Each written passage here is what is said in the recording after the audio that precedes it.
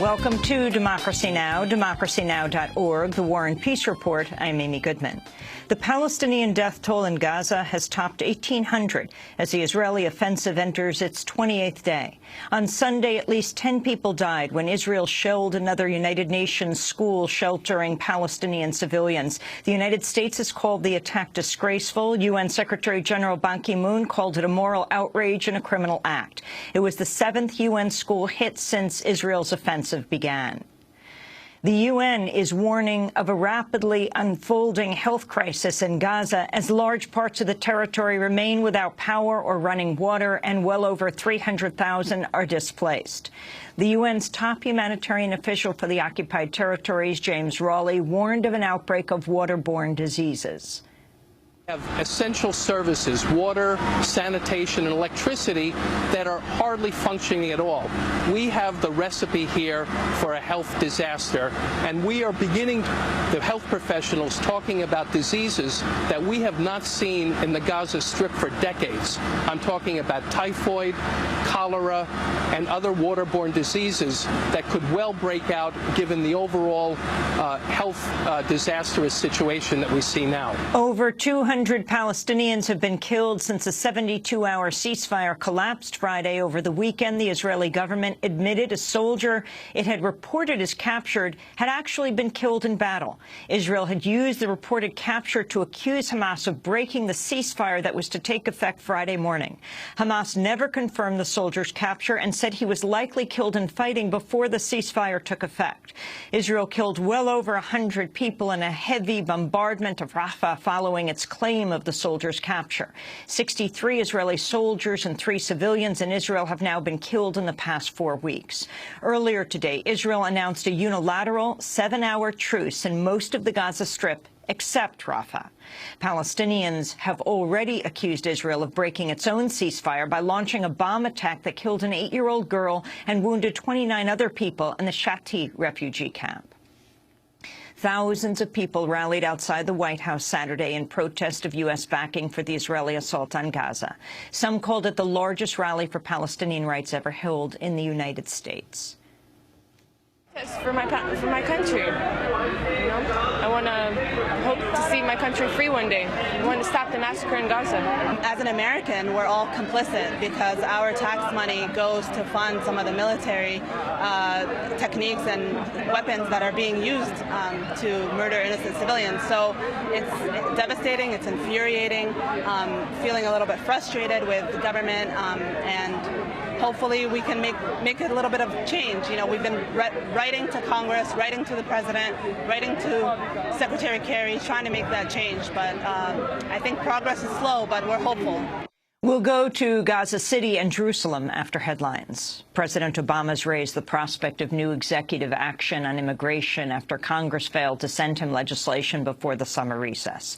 On Friday, the Republican-controlled House approved a measure that would provide less than $700 million to address the migrant crisis on the southern border, far below the $3.7 billion that Obama sought. Republicans also voted to speed up the deportation of child migrants and revoke much of President Obama's executive order granting a reprieve to undocumented youth. On Friday, Obama said he's prepared to act on his own. Without additional resources and help from Congress, we're just not going to have the resources we need to fully solve the problem. That means while they're out on vacation, I'm going to have to make some tough choices to meet the challenge, with or without Congress. The Washington Post reports President Obama is considering measures including temporary relief for law-abiding undocumented immigrants closely related to U.S. citizens or those who've lived in the country a certain number of years, up to 5 million people. On Saturday, hundreds of protesters rallied outside the White House in a call for President Obama to halt his administration's record deportations and address comprehensive reform. Tafir Gebre, vice president of the AFL-CIO, said President Obama has a unique opportunity to take action. The president has an opportunity to actually go big, provide justice to the parents, provide justice to the workers, in this country who have been working in the shadows. And we're here to ask the president to go big, to be bold, and provide justice and provide opportunity for people to come out of the shadows and work without fear. That's what we're here for. President Obama is backing Central Intelligence Agency Director John Brennan in the face of calls for Brennan's resignation. Brennan admitted last week CIA officials spied on a Senate panel probing the CIA's torture and rendition program, months after he made an initial denial. Brennan made the acknowledgement after an internal CIA inquiry found 10 agency employees illegally monitored Senate staffers' computers. At least 3 senators have called on Brennan to step down. At a news conference Friday, President Obama said he has full confidence in Brennan. Addressing the Senate report that the CIA spied on, Obama acknowledged the U.S. has, quote, tortured some folks. We did some things that were wrong. We did a whole lot of things that were right, but we tortured some folks. It's important for us not to feel too sanctimonious in retrospect about the tough job that those folks had. And a lot of those folks were working hard under enormous pressure and are real patriots. In comments that got far less attention, President Obama also said he banned some, not all, of the CIA's torture practices after 9/11. But having said all that, we did some things that were wrong. And that's what that report reflects. And that's the reason why after I took office, one of the first things I did was to ban some of the extraordinary interrogation techniques that are the subject of that report. The death toll from a record-setting Ebola outbreak in West Africa has topped 820. The World Health Organization's warning the epidemic is out of control and could turn catastrophic.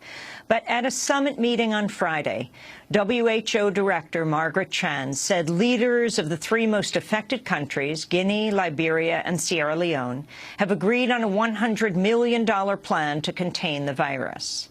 The presidents of these 3 countries recognize the serious nature of the Ebola outbreaks in their countries.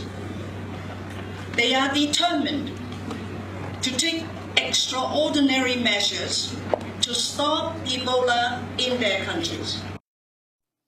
The measures include deploying troops to the worst affected regions that account for around 70% of the Ebola cases. 2 Americans are known to have contracted the Ebola virus, and both will be treated under quarantine inside the United States. A doctor who contracted Ebola in Liberia has already returned to the United States and is in a special isolation unit at Atlanta's Emory University Hospital, where he's said to be improving. A nurse who also contracted Ebola in Liberia is set to arrive at Emory on Tuesday. Northwest Ohio is in the 3rd day of a water ban affecting over 400,000 people. The ban was ordered after tests showed high levels of a dangerous toxin in the water supply for Toledo and surrounding areas. The toxin microcystin causes skin rashes and can lead to liver damage. In a briefing to reporters, Toledo Mayor Michael Collins said while toxin levels are improving, there's no timeline for when the water will be safe to drink. But I can't give you a time. If I could, I would, but I can't because I don't have that time. And all I can tell you is everything is trending in a very positive direction. The high levels of the toxin microcystin are believed to be caused by blooming algae in Lake Erie. Several factors fuel algae increases, including an excess runoff of phosphorus from industrial farms that use excess fertilizer and adopt other poor practices. Climate change is also linked to algae blooms, with heavier rains and hotter temperatures causing a heavier phosphorus runoff into the lake. An earthquake in the Chinese province of Yunnan has killed nearly 400 people. More than 1,800 were wounded. A new report has revealed a U.S. agency sent Latin American recruits to Cuba to secretly foment anti-government activism under the guise of civic causes like HIV prevention. The Associated Press reveals the U.S. Agency for International Development sent nearly a dozen young people from Venezuela, Costa Rica, and Peru to Cuba to organize anti-government sentiment during President Obama's first term. The operatives were given sparse training and paid as little as $5.41 an hour. There's no evidence they succeeded in their mission. The program was launched just after USAID contractor Alan Gross was arrested in Cuba, where he remains in jail on suspicion of being a U.S. spy. As part of the program, USAID hired Creative Associates International, a firm that also played a key role in the Cuban Twitter program, the fake social media program launched in another bid to undermine the Cuban government. A medical examiner has made a ruling of homicide in the death of Eric Garner, the African-American father of 6 who died after police placed him in a chokehold in Staten Island, New York. Police say they confronted Garner because he was selling bootleg cigarettes. Graphic video of the incident shows an officer pulling Garner to the ground by the neck, then holding his head against the pavement. Garner repeatedly says he can't breathe. Garner's family and supporters have called for criminal charges against the officer and a federal civil rights investigation. And those are some of the headlines. This is Democracy Now!, democracynow.org, The War and Peace Report. I'm Amy Goodman.